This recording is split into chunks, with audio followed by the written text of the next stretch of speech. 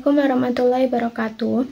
Halo sahabat PMI, perkenalkan saya Nafisa Putri, mahasiswa UIN Salatiga. Semoga kita semua sehat selalu dimanapun berada. Amin.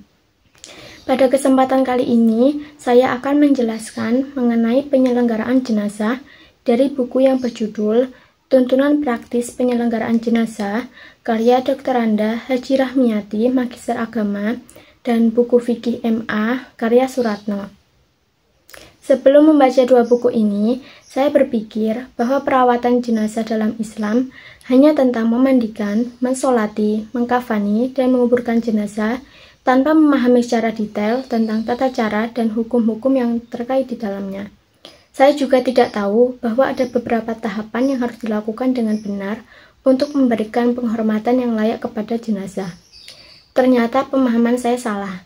Setelah membaca dua buku ini, saya memahami bahwa penyelenggaraan jenazah adalah serangkaian proses dan kegiatan yang dilakukan untuk mengurus jenazah muslim sejak saat kematian hingga penguburannya, dan semua hukumnya itu fardu kifayah. Kata jenazah sendiri menurut Hasan Sadili memiliki makna yaitu seseorang yang telah meninggal dunia yang sudah terputus masa kehidupannya dengan alam dunia ini. Terdapat juga banyak dalil yang membahas permasalahan kematian dan jenazah. Salah satunya terdapat dalam Quran Surat Al-Jumu'ah ayat 8 yang artinya, katakanlah, sesungguhnya kematian yang kamu lari daripadanya, maka sesungguhnya kematian itu akan menemui kamu.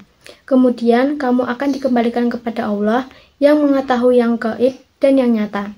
Lalu dia beritakan kepadamu apa yang telah kamu kerjakan. Quran Surat Al-Jumu'ah ayat 8. Penyelenggaraan jenazah meliputi beberapa tahapan. Yang pertama, memandikan jenazah.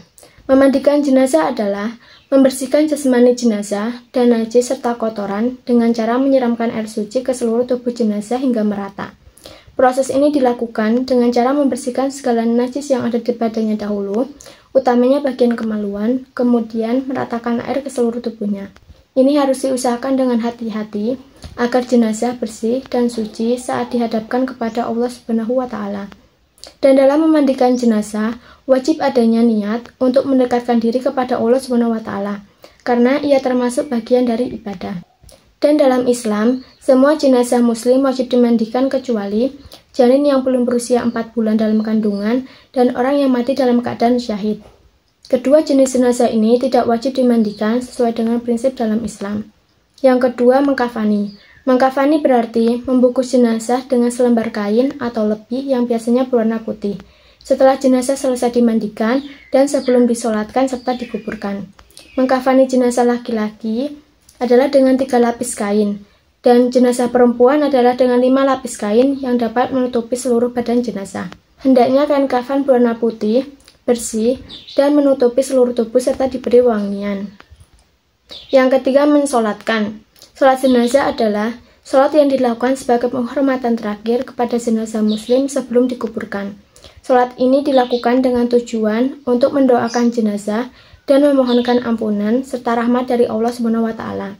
Di samping itu, sholat jenazah tidak disertai dengan rukuk dan sujud, tidak dengan azan dan iqomah. Yang keempat, menguburkan jenazah. Merupakan prosesi terakhir dari perawatan jenazah. Para ahli fikih telah sepakat bahwa menguburkan atau memakamkan jenazah hukumnya adalah fardu kifayah, sebagaimana hukum memandikan, mengkafani, dan menyolatkan jenazah.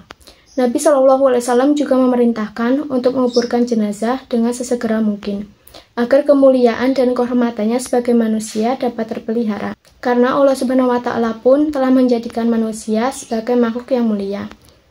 Maka, dapat disimpulkan penyelenggaraan jenazah adalah serangkaian proses dan kegiatan yang dilakukan untuk mengurus jenazah muslim sejak saat kematian hingga penguburannya. Proses ini meliputi 4 tahapan yaitu memandikan, mengkafani, mensolatkan, dan menguburkan. Keempat tahapan ini memiliki hukum fardu kifayah yang berarti kewajiban dalam Islam yang harus dipenuhi oleh umat muslim secara kolektif. Artinya, jika sudah ada sebagian orang yang melaksanakannya, maka kewajiban tersebut dianggap sudah terpenuhi dan gugur bagi yang lain. Namun, jika tidak ada satupun yang melaksanakannya, maka semua umat muslim yang berada di sekitarnya akan berdosa. Dengan demikian, penyelenggaraan jenazah merupakan bagian penting dalam Islam yang bertujuan memberikan penghormatan dan rasa hormat kepada jenazah. Cukup sekian penjelasan yang dapat saya sampaikan, semoga bermanfaat, kurang lebihnya mohon maaf. Sekian dan terima kasih. Wassalamualaikum warahmatullahi wabarakatuh.